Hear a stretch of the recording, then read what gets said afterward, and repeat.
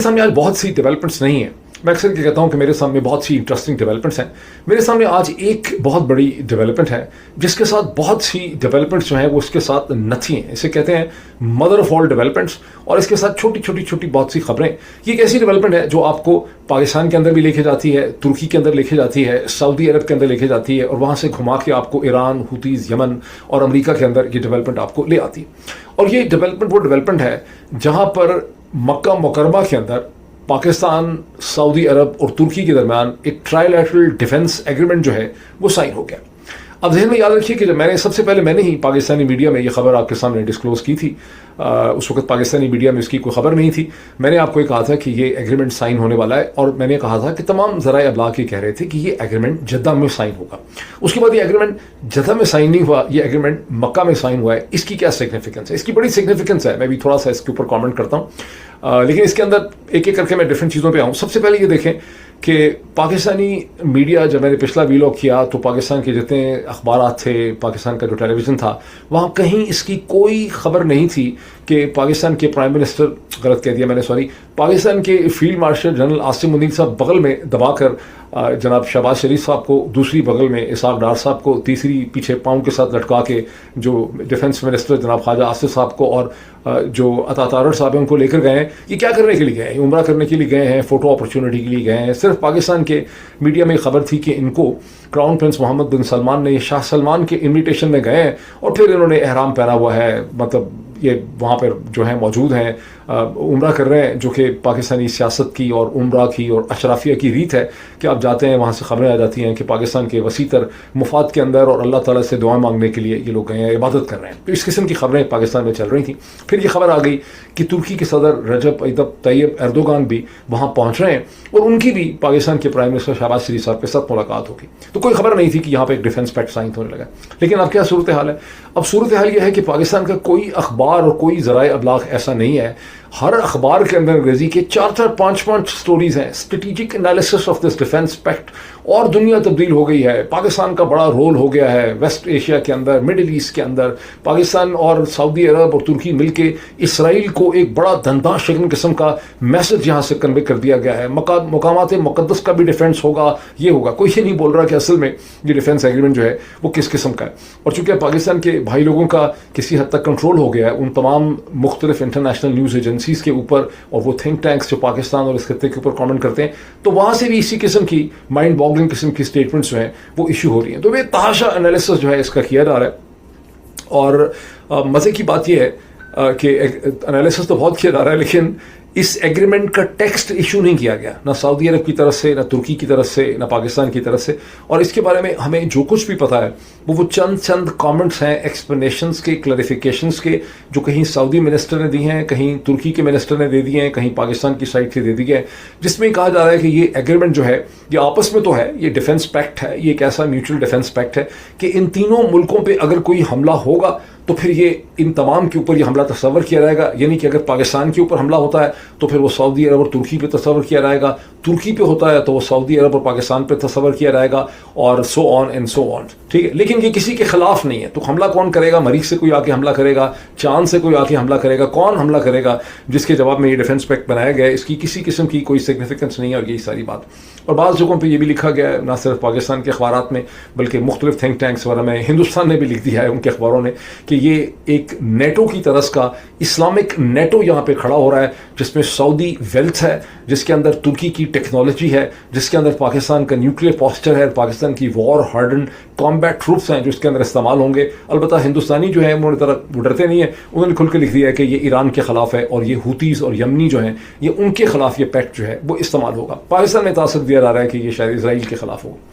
हुतीज़ को ये समझ आ गई है कि ये उनके ही खिलाफ है, इसलिए हुतीज़ की जो कोई भी मिनिस्ट्री ऑफ इंफॉर्मेशन, सॉरी, उनकी जो एक फॉरेन ऑफिस की मैंने स्टेटमेंट देखी है जो कह रहे हैं कि हर वो पैक्ट जो इसराइल के ख़िलाफ़ ना हो, अगर मुस्लिम ममालिक कोई ऐसा पैक्ट करते हैं जो इस खित्ते में इसराइल के ख़िलाफ़ नहीं है तो फिर उसके इरादे जो हैं वो नेक नहीं हो सकते, और हमारे ख़िलाफ़ जो कोई भी पैक्ट ये बनाया जा रहा है हम अच्छी तरह से इसका जवाब देंगे। मतलब क्या है कि हुतीज़ ने ये अंडरस्टैंड कर लिया कि अगर इस पैक्ट का कोई इस्तेमाल होगा तो वो यमन के हुतीज़ ही के ख़िलाफ़ हो सकता है, किसी और के ख़िलाफ़ उसका इस्तेमाल जो है वो नहीं हो सकता। अब आए इस चीज़ के ऊपर। अच्छा, इसमें एक इंटरेस्टिंग चीज़ ये भी देख लें, जहाँ इस म्यूचुअल डिफेंस की बात की जा रही है کہ پاکستان کے پوائنٹ آف ویو سے اگر آپ دیکھیں کہ پاکستان کا تو اگر کوئی کانفلکٹ ہے سیریس قسم کا وہ صرف ہندوستان کے ساتھ ہے. پاکستان ایک بڑی ریزنیبل ملٹری مشین ہے اور ہندوستان ایک بہت بڑی عسکری طاقت ہے, اور اگر پاکستان کا کوئی کانفلکٹ جینون ہے تو وہ صرف ہندوستان کے ساتھ. یہ اور بات ہے کہ پاکستان نے ایک قوم خواہ کا کانفلکٹ جو ہے وہ افغان طالبان کے ساتھ بھی پیدا کیا ہوا ہے, وچ از نائدر ہیئر نار دیئر. تو پاکستان کا اصل مسئلہ جو ہے ہندوستان کے ساتھ. اگر خدا نہ خواستہ پاکستان جیسی بڑی عسکری طاقت اور ہندوستان جیسی طاقت کے درمیان کوئی جنگ ہو جاتی ہے, جیسے کہ جنگ ہوئی 3.5-4 دن کی, تو اس میں سعودی عرب کا رول تو یہی ہوگا جس طرح سے رضیہ چیخیں مارتی ہے سڑک کے کنارے کھڑے ہو کے کہ بچاؤ بچاؤ بچاؤ. اس کے علاوہ سعودی عرب کا تو کوئی رول اس میں ہو نہیں سکتا. ترکی کا رول یہ ہوگا کہ وہ غم و غصے کا اظہار کریں گے, اسٹیٹمنٹس دے دیں گے, کوئی ہو سکتا ہے کہیں گے ہم ہندوستان کے ساتھ اپنا ٹریڈ جو ہے وہ کم کرنے لگے اینڈ سو آن. ذہن رکھیے کہ ہندوستان اور ترکی کے درمیان میں تقریباً گزشتہ برس جو ختم ہوا فائنینشیل ایئر, اس میں اندازاً $10 بلین کا بائیلیٹرل ٹریڈ تھا. اس سال بھی ابھی تک کے جو میں نے اعداد و شمار دیکھے ہیں اندازاً $8 بلین کا ترکی کے اور ہندوستان کے درمیان ٹریڈ ہے. سو پاکستان اور ترکی کا بائیلیٹرل ٹریڈ کتنا ہے؟ یہ کوئی $1.2 بلین یا $1.3 بلین کا ٹریڈ ہے, اور اس میں یہ ٹوٹلی ہے وہ ترکی کے فیور میں ہے. یعنی پاکستان کا جو کمپوننٹ اس میں ہے ایکسپورٹ کرنے کا ترکی کو, وہ $300 ملین سے کبھی بڑھ نہیں سکا, اور ساتھ تقریباً آپ کہہ لیں کہ $1 بلین کی یا $900 ملین کی ایکسپورٹ جو ہے وہ ترکی پاکستان کو کرتا ہے. جبکہ ترکی اور ہندوستان کا جو ٹریڈ ہے اس میں وہ ہندوستان کو بیسک کمپوننٹس دیتا ہے, اسٹیل اسکریپ دیتا ہے, کچھ اور مٹیریل دیتا ہے, جبکہ ہندوستان اس کو انڈسٹریلی مینوفیکچرڈ پروڈکٹس دیتا ہے جس میں آٹومیٹو پارٹس ہیں, ٹیکنالوجی ان پٹ ہے, اس کے اندر اسمال سستے والے موبائل فون ہیں اینڈ تھنگس لائک دس. تو وہاں پر بھی آپ دیکھ سکتے ہیں کہ کس قسم کا ڈپینڈنس جو ہے وہ ایگزسٹ کرتی. اب مکہ میں یہ کیوں ہوا؟ دیکھیے, مکہ میں اس ایگریمنٹ کا ہونا یہ شو کرتا ہے کہ سعودی عرب کے اندر اور کراؤن پرنس محمد بن سلمان کے اندر ایک شدید سینس آف انسیکیورٹی پائی جاتی ہے. ان کو شک ہے کہ یہ سعودی عرب, یہ ترکی اور پاکستان جو ہیں یہ ان کے پیسے لے کے دوڑ جائیں گے, بیکاز ظاہر ہے کہ اس پہ خرچہ ہوگا ساری چیز پہ, اور عین وقت میں شاید یہ اپنی ایگریمنٹ کا پاس نہیں کریں گے. اس لیے ان کو ایک مقدس جگہ سے, یعنی جو مسلم دنیا کے اندر ان کے اوپر ایک اخلاقی پریشر رکھنے کے لیے یہ ایگریمنٹ جو ہے یہ مکہ سے اسے کروایا گیا, ورنہ اس کو اصل میں جدہ سے یا ریاض سے اس ایگریمنٹ کو ہونا چاہیے تھا. کوئی صاحب نے مجھے یہ کامنٹ کیا, انہوں نے اس کو ایک انالیسس مجھے لکھ کے بھیجا. انہوں نے کہا کہ پاکستان میں اخوت کی ایک تنظیم ہے جو لوگوں کو مائکرو فائنینس دیتی ہے, قرضے, پتہ نہیں چند ہزار کے, 1 لاکھ کا یا 50,000 کا وہ قرضہ دیتے ہیں. تو وہ جو اپنا ایگریمنٹ ہے وہ مسجد میں کرتے ہیں, جا کے مسجد میں کرتے ہیں, تاکہ وہاں پہ قرآن اٹھا کے لوگ ایگریمنٹ کرتے ہیں کہ مجھے جو اخوت پیسہ دے رہی ہے یہ پیسہ ہم واپس کریں گے, اور جو بھی ہے, اور اس کے نتیجے میں 99% ان کی ریکوری ہے. تو یہ سعودی عرب نے اخوت والا سین کیا ہے پاکستان اور ترکی کے ساتھ, نوئنگ فلی ویل کہ اس سے یہ پتہ چلتا ہے کہ کتنی زیادہ سینس آف انسیکیورٹی جو ہے وہ سعودیز کے اندر پائی جاتی. اب ایک ایک کر کے ہم دیکھیں کہ اس میں جو تینوں اس کے جو کمپوننٹ یا تینوں جو اس میں پارٹیسپینٹس ہیں اس ڈیفنس ایگریمنٹ کے, سعودی عربیہ, ترکی اور پاکستان, اس میں ان کے اپنے اپنے اسٹریٹجک انٹرسٹ جو ہیں وہ کیا ہیں. میں اسرائیلی اخبار دیکھ رہا تھا. اچھا, یہ جو سارا ایگریمنٹ ہے نا, یہ صرف اس ایگریمنٹ کے اوپر تو اتنا اچھا کوئی کامنٹ ابھی آیا ہی نہیں ہے. ویسے BBC اردو میں اچھا اس پہ کامنٹ ہے. BBC اردو کے حوالے سے میں آپ تم کو بتانا چاہتا تھا کہ میں عرصے سے یہ سوچتا تھا کہ ایسی کون سی پبلیکیشن ہے جو اردو کے اندر لوگوں کو ایک پراپر ورلڈ ویو دے سکتی ہے. کوئی مجھے آج تک نہیں سمجھ آئی, لیکن یہ پہلی دفعہ ہے کہ میں BBC اردو کو پڑھتا ہوں, اور مجھے ایسا لگتا ہے کہ BBC اردو ایک ایسی آن لائن پبلیکیشن ہے جس میں آپ کو ایک ریزنیبل ورلڈ ویو انفارم ملتا ہے. ڈرتے ہیں بہت زیادہ کیونکہ اسٹیٹ براڈ کاسٹر ہے پاکستان کا, ڈرتے بھی ہیں پاکستان کے بارے میں کامنٹ کرتے ہوئے, کھل کے لکھ نہیں سکتے, لیکن چونکہ ان کے ساتھ BBC انگلش بھی ہے, وہاں سے بہت سے جو انفارمیشن مشرق وسطیٰ کی آتی ہے, کہیں کی بھی آتی ہے, وہ انگریزی سے ٹرانسلیٹ ہو کے آتی ہے, تو اس لیے ان کے پاس بڑی موضوع انفارمیشن ہوتی ہے. اور پاکستان کے اخبارات کے مقابلے میں کہیں زیادہ بہتر کامنٹ آپ کو ہندوستان پہ, پاکستان پہ, مشرق وسطیٰ میں BBC اردو کی سائٹ سے مل سکتا ہے. بٹ ہیونگ سیڈ دس, میں اسرائیلی اخبار بھی دیکھ رہا تھا, بیکاز جو سچویشن ہے وہ آپ کو دائیں بائیں آگے پیچھے مختلف ڈیولپمنٹس کو دیکھ کے آپ اس کو بہتر طور پہ ایسیس کر سکتے ہیں. میں اسرائیلی اخبار میں ایک انالیسس پڑھ رہا تھا, اور وہ انالیسس ٹرمپ کے حوالے سے تھا. وہ انالیسس یہ کہتا ہے کہ ٹرمپ کے تمام جو اقدامات ہیں ہاسٹیلٹی اور ملٹری ایگریشن کے اگینسٹ ایران, ان کے اوپر سعودی عرب نے بریکس لگائی ہوئی ہیں. سعودی عرب نے, قطر نے, متحدہ عرب امارات نے ٹرمپ کو روک کے رکھا ہوا ہے. اور کیوں روک کے رکھا ہوا ہے؟ اس لیے کہ وہ کنونس ہیں, ایک تو آپ ٹرمپ پہ ٹرسٹ بھی نہیں کرتے, اور دوسرا یہ وہ کنونس ہیں کہ امریکہ جب بھی حملے کرے گا ایران کے اوپر, ایران نے GCC کنٹریز کو ایک اسٹریٹجک ہوسٹیج کے طور پہ استعمال کیا ہے. اور جو GCC کنٹریز ہیں, سعودی عرب, کویت, بحرین, متحدہ عرب امارات وغیرہ یہ کنونس ہے کہ اگر ایران پہ اب ڈونلڈ ٹرمپ دوبارہ حملے کریں گے تو ایران جو جوابی حملے ان کے اوپر کرے گا اس سے بچنے کا کوئی طریقہ نہیں ہے اور اس سے ان کو بہت زیادہ نقصان ہوتا ہے. یہ جو انالیسس تھا اسرائیلی اخبار کا وہ یہ بھی کہتا ہے کہ گزشتہ 6 ماہ میں جہاں ایران کو بے تحاشا اس کے انڈسٹریل انفراسٹرکچر کو، اس کی امپلائمنٹ مارکیٹ کو، اس کا جو کمیونیکیشن اسٹرکچر ہے، اس کی جو ملٹری ہے، اس کو بے تحاشا نقصان پہنچا ہے جس سے ریکور کرنا آسان نہیں ہے. وہیں ان 6 مہینوں میں ایران کی ہلکی پھلکی بھی جو اسٹرائکس ہیں جو زیادہ تر امریکن بیسز کے اوپر کی گئی ہیں، اس کے الائڈ اسٹرکچرز پہ کی گئی ہیں، اس کے نتیجے میں اور جو حالات پیدا ہوئے اس خطے میں، اس کے نتیجے میں سعودی اکانومی کو، متحدہ عرب امارات کی اکانومی کو، قطر کو، بحرین کو، کویت کو، سبھی کو بہت زیادہ نقصان پہنچا ہے. وہ اس صورتحال سے بہت زیادہ پریشان ہیں اور وہ یہ سمجھتے ہیں کہ ایران کی جو کاؤنٹر اسٹرائکس ہوتی ہیں اس کا امریکہ کے پاس کوئی جواب نہیں. اس لیے انہوں نے امریکہ کے اوپر یہ دباؤ رکھا ہوا ہے کہ آپ ایران کے اوپر کوئی بہت بڑی جنگ نہ کریں، بیکاز اس کے کانسیکوینسز جو ہیں وہ ہمیں برداشت کرنے پڑتے ہیں. تو یہاں سے آپ کو ایک سعودی عرب کا پہلا پوائنٹ نمبر 1 کہ سعودی عرب کی اور MBS کے اوپر کس قسم کی سینس آف انسیکیورٹی ان کی کہاں سے پیدا ہو رہی ہے، وہ اس کا پہلا اس کی جو جھلک ہے وہاں سے آپ کو پتہ چلتی ہے. دوسری چیز ہمیں یہ پتہ چلتی ہے امریکن اخباروں سے اور اسرائیلی اخباروں سے کہ کراؤن پرنس محمد بن سلمان جو ہیں وہ بہت زیادہ اس لحاظ سے پریشان ہیں. باقی دنیا کے بہت سی لیڈرز کی طرح MBS بھی یہ محسوس کرتے ہیں کہ ڈونلڈ ٹرمپ کا کوئی اعتبار نہیں ہے. ڈونلڈ ٹرمپ اس ٹوٹلی کیوٹک ہیں، ان کو آپ ٹرسٹ نہیں کر سکتے. اور ابھی حال ہی میں چند دن پہلے جب امریکا کے سیکرٹری انرجی نے سائن کر دیے نیوکلیر ڈیل کے اوپر، جو پیسفل نیوکلیر ڈیل تھی سعودی عرب کے ساتھ، کرس رائٹ نے اس کے اوپر سائن کیے.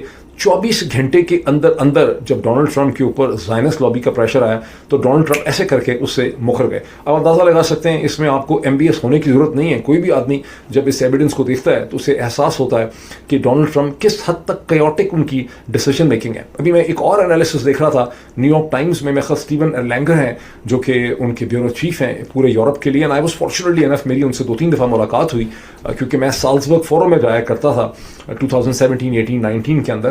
یہ ویانا کے قریب آسٹریا میں یہ ہوتا ہے، بڑا پریسٹیجس قسم کا ایک تھنک ٹینک ہوتا ہے، سال میں ایک دفعہ ان کی میٹنگ ہوتی ہے.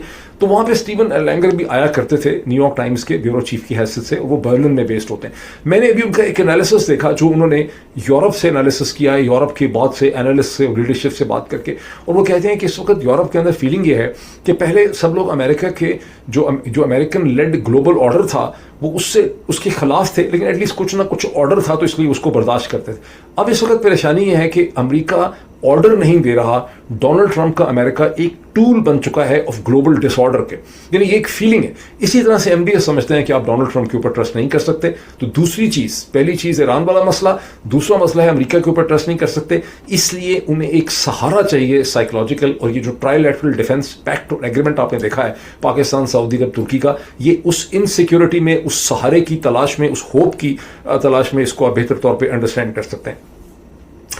تو بیسیکلی پھر کیا ہوا کہ سعودیز نے جو یہ ایگریمنٹ کیا ہے، یہ ڈیفنس ایگریمنٹ سے زیادہ یہ ایک پولیٹیکل سپورٹ کی سٹیٹمنٹ ہے کہ پاکستان جو نیوکلیئر ہے، جس کی بہت بڑی فوج ہے، ترکی جس کی فوج بھی ہے، جو نیٹو کا ممبر بھی ہے اور جس کے پاس بہت سی ٹیکنالوجی بھی ہے، drone, industrial complex and all that, اور جو ایک فارمر آٹومن امپائر کا ڈسینڈنٹ کنٹری ہے، وہ ہمارے ساتھ ہیں. اور یہ میسج جو انہوں نے دیا ہے ایران کو، اور یہ میسج دیا گیا ہے یمن کے ہوتیز کو. اور یہ عین ممکن ہے کہ جو میری ٹائم ایشوز ہیں آئل کے ریڈ سی میں، اس میں کہیں پاکستان کی ایئر فورس کو کلکلا یا ترکی کی کوئی ایئر فورس کو وہاں پر استعمال کیا جائے ہوتیز کے خلاف. یہ بالکل ایک فیوچرسٹک قسم کی اسپیکولیشن ہے.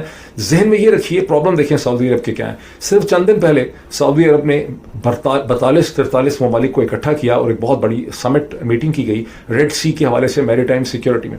اس کے بعد ایک 14 ممالک کا الائنس کھڑا ہوا جس میں پاکستان بھی تھا، ترکی بھی تھا، ایجپٹ بھی تھا، کہ آپ میری ٹائم ٹریڈ کو فری رکھنے کے لیے ریڈ سی سے، جو پرنسپلی طور پہ سعودی عرب کی آئل ایکسپورٹ مارکیٹ ہے، باب البندر سے گزرتی ہے، اس کے لیے یہ تمام ممالک جو ہیں یہ اقدامات اٹھائیں گے. اب پاکستان کی تو وہاں کوئی نیوی ہے نہیں ہے، نہ ترکی کی کوئی نیوی پریزنس ہے، اور یہ کوئی آسان کام نہیں ہے کہ پاکستان سے وہاں پہ نیول ویسل بھیجے تھے. اگر وہاں پر کسی کی نیول پریزنس ہے ریڈ سی میں تو سوچیں کس کی ہے. وہاں نیول پریزنس ہے ایجپٹ کی، لیکن ایجپٹ نے صاف انکار کر دیا ہے. گزشتہ 24-36 گھنٹوں میں ایجپٹ نے ٹکا جواب دے دیا ہے جب سعودیز نے ایجپٹ سے یہ ریکویسٹ کی ہے کہ ایجپٹ کوئی وہاں پہ مینوورنگ کرے ریڈ سی میں میری ٹائم پروٹیکشن کے لیے، تو ایجپٹ نے کہا ہے کہ ایجپٹ ایسا نہیں کر سکتا. تو ہم اندازہ لگا سکتے ہیں کہ ایجپٹ نہیں کر سکتا تو وہاں جا کے ترکی بھی کچھ نہیں کر سکتا، وہاں جا کے پاکستان بھی کچھ نہیں کر سکتا. پاکستان نے آلریڈی सितंबर 2025 के अंदर सऊदी अरब के साथ एक म्यूचुअल डिफेंस पैक्ट साइन किया।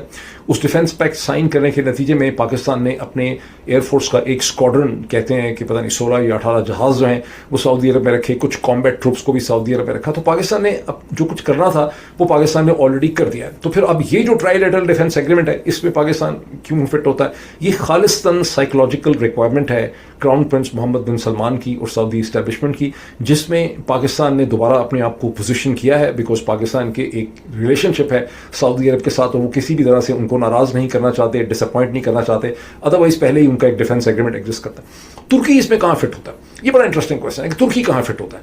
देखिए 1993 के अंदर एक बड़ा इंपॉर्टेंट पेपर लिखा उस वक्त एक बहुत ही इंपॉर्टेंट अमेरिकन एकेडमिक ने, जिनके नाम से आप वाकिफ हैं, प्रोफेसर सैमुअल हंटिंगटन ने जब अपना पेपर लिखा क्लैश ऑफ सिविलाइजेशन का। आप में से अक्सर लोगों ने अगर क्लैश ऑफ सिविलाइजेशन का पेपर नहीं पढ़ा, किताब नहीं पढ़ी, तो आपने उसका नाम जरूर सुना होगा। तो बहरहाल 1993 का ये उनका पेपर था जो फॉरेन अफेयर्स में छपा। 63 पेजेस का, 63 पेजेस का ये पेपर था, पढ़ने वाला पेपर था। उस पेपर के अंदर उन्होंने तुर्की के हवाले से लिखा कि मुस्लिम दुनिया के अंदर अगर कोई मॉडल स्टेट एग्जिस्ट करती है जो मुस्लिम दुनिया को लीडरशिप दे सकती है, 5 उन्होंने स्टेट्स को उसमें कंपेयर किया, पाकिस्तान को, तुर्की को, सऊदी अरब को, इंडोनेशिया को और पता नहीं कोई और किसी को, इजिप्ट को शायद। और उसके वो इस नतीजे पे पहुंचे कि तमाम स्टेट्स की अपनी अपनी प्रोफाइल्स हैं। पाकिस्तान का उन्होंने कहा कि उसकी एक पढ़ी लिखी मिडिल क्लास है, उसकी मिलिट्री है, उसका एक इंडस्ट्रियल बेस है, लेकिन गरीब मुल्क है, सेक्टेरियन कॉन्फ्लिक्ट है, बहुत ज़्यादा गुर्बत है।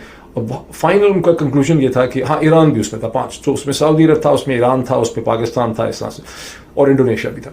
इंडोनेशिया का उनका एनालिसिस ये था कि इंडोनेशिया जो है वो उस बेसिक क्रेसेंट में नहीं आता, जो मुस्लिम तहजीब का इनिशियल क्रेसेंट है, जिसमें पाकिस्तान, जिसमें साउथ एशिया है, जिसमें सऊदी अरब है, हिजाज है, जिसमें तुर्की है, जिसमें ईरान है, उसके अंदर इंडोनेशिया फॉल नहीं करता। इंडोनेशिया अदरवाइज क्वालिफाई करता था, लेकिन इंडोनेशिया को मुस्लिम दुनिया एक मुस्लिम लीडर की हैसियत से दे नहीं सकती। उन्होंने कहा कि तो वाहिद कंट्री है जो मुस्लिम दुनिया का एक मॉडल रिपब्लिक और उसका एक लीडर हो सकता है, वो तुर्की है। लेकिन तुर्की जो है उसने 50 साल से 40 साल से एक भीख मंगे की हैसियत से कशकोल उठाया हुआ है कि मुझे यूरोप में ले लो, मुझे यूरोप में ले लो, मुझे यूरोपियन यूनियन का मेंबर बना दो। उन्होंने लिखा कि तुर्की को ये रियलाइज करना पड़ेगा कि तुर्की का मुकाम यूरोप में नहीं है, तुर्की का मुकाम जो है वो मुस्लिम दुनिया की लीडरशिप में है। ये उसका असल मुकाम है, being the descendant and the inheritor of the Ottoman empire.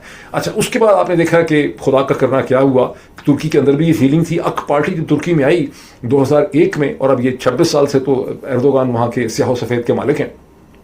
तो उन्होंने आते ही ऐसे इकदाम लेने शुरू किए, उन्होंने अंगड़ाई ली इस चीज़ की कि हम दोबारा से अपनी जो पुराना हमारा रोल है हम उसे इनहेरिट करें, और उसके हवाले से बहुत कुछ उन्होंने फिर किया। उन्होंने सेंट्रल एशिया में अपना असर रसूख बढ़ाया, मशरक़ वस्ता में असर रसूख बढ़ाया। तो तुर्की मसलसल अपना एक रोल ढूंढता है मिडिल ईस्ट के अंदर। और जब सितंबर 2025 में पाकिस्तान और सऊदी अरब के दरमियान में इस डिफेंस पैक्ट की बातचीत हो रही थी, उस वक्त भी ये चीज़ें छप रही थी कि तुर्क ये चाहते थे कि वो भी इस डिफेंस पैक्ट का हिस्सा हों, लेकिन सऊदीज़ ने उनको झंडी करा दी। सऊदीज़ ने उस वक्त तुर्कों को इसके अंदर नहीं आने दिया, और फिर ये बाकायदा एक सऊदी ऑफिशियल के हिसाब से स्टेटमेंट छपी थी कि नहीं, टर्की इसका हिस्सा नहीं होगा। उनकी तमाम एक्सपेक्टेशन या रिलायंस जो है वो पाकिस्तान के साथ थी, और हकीकत भी यही है कि गुज़िश्ता 50 बरस का जो एक स्ट्रेटेजिक कम्युनिकेशन या रिलेशनशिप है, इसेंशली ट्रेनिंग का, ट्रू प्रेजेंस का, वो उनका पाकिस्तान के साथ। एक और वजह तुर्की के बारे में जो सऊदी से एक फीलिंग है वो ये है कि 400 बरस तक हिजाज जो आज सऊदी अरब है, 400 बरस तक ऑटोमन एम्पायर का ये एक सूबा रहा है, और तुर्कों ने कोई बहुत नरमी से कहीं पर भी उन्होंने रूल किया नहीं है। तो बड़े सख्त गिर थे, चाहे यूरोप हो चाहे मशरक़ वस्ता।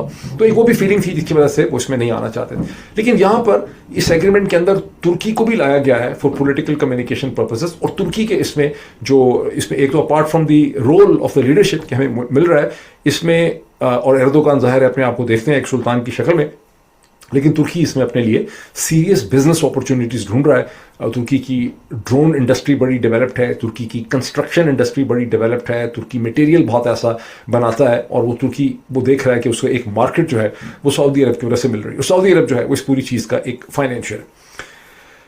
अब इसमें कुछ और चीज़ें नोट करें तुर्की के हवाले से, बड़ी इंटरेस्टिंग, मैं रिसर्च कर रहा था इस वक्त। तुर्की जिसकी तरफ आप देख रहे, ये मैं जो कमेंट करने लगा हूँ इससे आप में से बहुत से लोग वाकिफ नहीं होंगे। रजब तैयब एर्दोगान जो है वो इस वक्त 72 बरस कुछ के हैं, उनकी सेहत ठीक नहीं है। जब अभी नेटो का समिट हुआ जुलाई में, तो उसके बाद वो बहुत फटीक का शिकार हो गए थे, और कई दिन तक उनकी कोई पब्लिक प्रेजेंस जो है वो नहीं थी। इस चीज़ को छुपाया जाता है, लेकिन तुर्की के अंदर इसकी बहुत चहमगहियाँ हैं कि आखिर एर्दोगान के बाद तुर्की का कौन होगा, लीडर कौन होगा तुर्की। अब लीडरशिप की सूरत हाल ये है कि 26 बरस से जब आप बैठ जाएं किसी मुल्क में तो फिर लोगों के अंदर एक पूरी नस्ल, अब इस वक्त जो तुर्क 35 बरस के हैं वो 10 बरस के 9 बरस के थे जब से रजब तैयब एर्दोगान को वो टेलीविजन में अखबारात में लीडर के तौर पे देख रहे हैं। और माशाल्लाह रजब तैयब एर्दोगान ने ये इंश्योर भी किया कि कोई और लीडर बन ही ना सके, ना उनकी अपोजिशन में ना उनकी अपनी जमात में, सबको उन्होंने आगे पीछे कर दिया।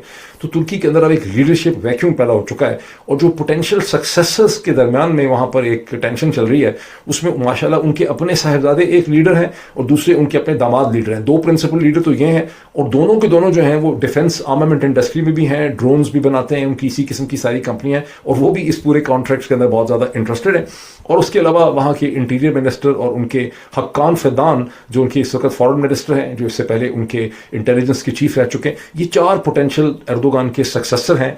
और कोशिश यहाँ पर यह है कि अच्छा अब ये क्राइसिस है कि एर्दोगान के बाद कौन तुर्की का लीडर होगा। जब एक आदमी 30 बरस के लिए, 25 बरस, 26 बरस के लिए बैठ जाए तो एक लीडरशिप वैक्यूम होता है नफसियाती तौर पे। आपको कोई भी लीडर आप तुर्की में लेके आएंगे आपको लगेगा ये तो है ही नहीं ठीक। कहते हैं कि फील्ड मार्शल अयूब खान के बाद जब है लोगों को लगता था कि कोई लीडर ही ठीक नहीं आ रहा, बिकॉज अयूब खान का इतना लोगों के माइंड में एक असर जो है वो बैठ चुका था। तो यहाँ पर तुर्की के अंदर एक इस वक्त लीडरशिप का बड़ा क्राइसिस है और कोशिश ये की जा रही है और एक बड़ा कॉम्प्लेक्स सा फॉर्मूला बनाया है। कभी वो प्राइम मिनिस्टर बन गए 2 दफ़ा, फिर उसके बाद प्रेसिडेंट बन गए, फिर 4 साल की जो प्रेसिडेंसी थी 2014 से 2017-18 के दरमियान में उसको रिकॉर्ड से ख़त्म कर दिया गया और एक नया कॉन्स्टिट्यूशनल स्ट्रक्चर बनाया जो 2018 से शुरू हुआ है, जिसके हिसाब से वो 2 दफ़ा प्रेसिडेंट इलेक्ट हो चुके हैं और एज पर द कॉन्स्टिट्यूशन तीसरी दफ़ा वो अब प्रेसिडेंसी का इलेक्शन नहीं लड़ सकते। इस क्राइसिस को हल करने का तरीका ये निकाला जा रहा है कि बंदर बांट को चालाकी करके बाजू मरोड़ के जल्दी इलेक्शन करवा दिए जाएं ताकि एर्दोगान दोबारा जो हैं वो प्रेसिडेंट बन सकें। लेकिन जो सीरियस एनालिस्ट हैं टर्किश पॉलिटिक्स के, उनको बहुत ये खतरा है कि तुर्की में दोबारा एक ऐसा क्राइसिस खड़ा होगा अगले चंद सालों में कि दोबारा मिलिट्री इंटरवीन करेगी और एक बार फिर टर्किश मिलिट्री जिसको कम अज़ कम पाकिस्तानियों ने राइट ऑफ कर दिया है 2016 के बाद, वो दोबारा टर्किश पॉलिटिक्स को कंट्रोल कर सकती है क्योंकि वहाँ पे कोई एक लीडरशिप के बारे में उसकी सक्सेशन के बारे में कोई फॉर्मूला जो है वो एग्जिस्ट नहीं करता। इसकी सिग्निफिकेंस क्या है? इसकी सिग्निफिकेंस ये है कि सऊदी अरब स्टेबिलिटी ढूंढ रहा है पाकिस्तान में और तुर्की के अंदर, जिनके अपने हालात जो है बड़े अजीब गरीब किस्म के हैं और सऊदीज़ नफ्सियात तो मैंने आपको बताई दी। अब आए पाकिस्तान के ऊपर। पाकिस्तान की तो रजीम की सूरत हाल ये है कि उनका तमाम तर जो दौर मदार है वो उनको अपनी तमाम तर जो लेजिटिमेसी है, अपनी जो कबूलियत है, वो बाहर की दुनिया से ढूंढते हैं। पाकिस्तान के अंदर से रजीम को किसी किस्म की कोई एक्सेप्टेबिलिटी नहीं है, कोई कबूलियत नहीं है। पाकिस्तान के अंदर सिर्फ खौफ है और बाहर उसकी एक लेजिटिमेसी होती है कि देखें पाकिस्तान की इतनी तारीफ हो गई है, पाकिस्तान को सऊदी अरब ने अपना एक पार्टनर सेलेक्ट कर लिया है, पाकिस्तान ने एक इसराइल के खिलाफ बड़ी मैसेज ले ली है, फलां पाकिस्तानी जनरल साहब या फील्ड मार्शल साहब जो हैं उन्होंने डोनाल्ड ट्रंप से हाथ मिलाया है, डोनाल्ड ट्रंप ने उनकी बड़ी तारीफ कर दी। तो इस किस्म की तमाम चीज़ों को एक कंट्रोल्ड मीडिया एटमॉस्फेयर में जहाँ माइंड कंट्रोल किए जाते हैं वहाँ पर उसको सेल किया जाता है कि देखिए पाकिस्तान कितनी तरक्की कर रहा है। और फिर चूंकि माइंड कंट्रोल इस किस्म का है कि बहुत बड़ी तादाद में पाकिस्तानियों को आप बता सकते हैं कि ये जो ट्राइलेटरल डिफेंस एग्रीमेंट हुआ है इसके नतीजे में पाकिस्तान के दिन फिर जाएंगे, पाकिस्तान की टेक्नोलॉजी एक्सपोर्ट होगी, बिजनेस अपॉर्चुनिटी होगी, कुछ होगी भी लेकिन कुछ बहुत ज़्यादा कुछ जो है नहीं हो सकेगा। बुनियादी तौर पर सऊदी अरब की जो सेंस ऑफ इनसिक्योरिटी है उसको यहाँ पे फुलफिल करने की कोशिश की जा रही है और कल कलां को अगर अमेरिकन यहाँ से अपने फुटप्रिंट को कम करते हैं तो उस वैक्यूम को यहाँ पे भरा जा सकता है टू दी एक्सटेंट कि जितनी अमेरिकन उसकी परमिशन देंगे, बिकॉज ये तीनों एक तरह से अमेरिका की क्लाइंट स्टेट हैं। तुर्की नेटो का एक इंपॉर्टेंट कंट्री है, सेकंड लार्जेस्ट उसके ट्रूप कंट्रीब्यूटर है। पाकिस्तान एक पुरानी क्लाइंट स्टेट है अमेरिका की डिफेंस एंड जो वेस्टर्न अलायंस है उसका पाकिस्तान हिस्सा है। सऊदी अरब, मैंने आपको पिछले वीलॉग में एक्सप्लेन किया था कि 1945 से एक बहुत इंपॉर्टेंट स्ट्रेटेजिक पार्टनर है मिडिल ईस्ट के अंदर अमेरिका का, जिसका एक एग्रीमेंट है कि अमेरिका सिक्योरिटी प्रोवाइड करेगा, सऊदी अरब उनको अनइंटरप्टेड तेल सप्लाई जो है वो करेगा। तो ये एक सारी की सारी रिलेशनशिप है जो इस वक्त बिल्डअप की जा रही है। अब वो पाकिस्तान जो सऊदी अरब को तहफ़्फ़ुज़ देगा इस ट्राइलेटरल डिफेंस एग्रीमेंट में, ये इवन अदरवाइज उसके अपने अंदर क्या सिचुएशन। मैं देख रहा था कि सिर्फ इस हफ्ते में बहुत सी ऐसी खबरें हैं जिससे ये पता चलता है कि इस वक्त बलूचिस्तान में ये सूरत हाल है कि बलूच लिबरेशन आर्मी BLA जो है वो बलूचिस्तान की तमाम शाहराहों को और सड़कों को कंट्रोल कर रही है और वहाँ पे अब वो स्नैप डॉक्यूमेंट चेकिंग भी करते हैं, इन गाड़ियां खड़ी करते हैं, बस खड़ी करते हैं, लोगों के डॉक्यूमेंट्स जो हैं वो चेक करते हैं। बाकायदा उन्होंने एक स्टेट के स्ट्रक्चर की नफसियाती सूरत हाल वहाँ पे उन्होंने पैदा कर दी। और मेरा ख्याल है गुज़िश्ता चंद दिनों में पाकिस्तानी मिलिट्री के एक से ज़्यादा कॉन्वॉय जो है उसके ऊपर डिफरेंट जगहों पर, कहीं चगई में, कभी नोशकी के करीब, उसके ऊपर जो है मुख्तलिफ किस्म के हमले हुए। हमले सिर्फ उस वक्त रिपोर्ट किए जाते हैं जब कोई बहुत बड़ा लॉस ऑफ लाइफ हो जाता है, कोई बहुत चीज़ छुप नहीं सकती, उस वक्त रिपोर्ट किए जाते हैं, वरना हर वक्त इस किस्म के हमले जो हैं वो हो रहे होते हैं। सवात में गुज़िश्ता 24 घंटों में एक बार फिर एक बहुत बड़ा अमन का रैली निकली है, जहां लोग ये कहते हैं कि हमें अमन दिया जाए। बदकिस्मती से अमन पासों में के ऊपर जो हमला हुआ था कबल में, उसके अंदर वहाँ के लोकल रेजिडेंट्स ने मुझे रब्ता करके मैसेजेस किए हैं, जो ये समझते हैं, उनको ये शक है कि वो जो अमन पासों का जलसा था, जो रैली थी, पहले पुलिस ने उनको रोकने की बहुत कोशिश की, उनको कहा कि आप ये जुलूस और ये रैली ना निकालें, और फिर उस रैली के ऊपर एक दहशतगर्द था, एक सुसाइड बॉम्बर था, उसने हमला कर दिया। बदकिस्मती से लोगों के जहनों में ये बात है कि समहाउ और दी अदर पाकिस्तान की हुकूमती ये रियासती इदारे ही इस हमले के पीछे थे। मैं नहीं जानता, मुझे यकीन नहीं आता, लेकिन लोगों के अंदर बहुत ज़्यादा इसकी फीलिंग है। आज़ाद जम्मू कश्मीर के अंदर जॉइंट एक्शन अवामी कमेटी ने पिछले 2-3 दिन में, आपको पता होगा कि उन्होंने एक लिस्ट इशू की, तकरीबन 92 लोग, वो उसके नाम बताते हैं, वल्दियत बताते हैं, उनके टाउन बताते हैं कि किस तरह से ये लोग जो हैं इसमें हलाक हो चुके हैं। लेटेस्ट ये है कि जो आज़ाद कश्मीर के अंदर इलेक्शन का ड्रामा करवाया जा रहा है, आपको पता है इलेक्शन तो वहाँ पे हो नहीं रहे, सारा का सारा एक खेल खेला जा रहा है, डब्बे भरे जा रहे हैं, पाकिस्तान में लोगों को बेवकूफ़ बनाया जा रहा है। वो जो जाली इलेक्शन है, वो जाली इलेक्शन की एक्सरसाइज भी वो पुंछ की तहसीलों के अंदर जो है नहीं करवा सके, वहाँ पे उसको कैंसिल उनको करना पड़ गया। ये वो सर्कमस्टेंसेस हैं उस पाकिस्तान के जो यहाँ से दूर जाके सऊदी अरब को रेड सी के अंदर और मशरक़ वस्ता के अंदर इस पाकिस्तान ने और उस तुर्की ने उनको प्रोटेक्शन जो है वहाँ पे देनी है। आप इसकी जजमेंट आप अच्छी तरह से कर सकते हैं।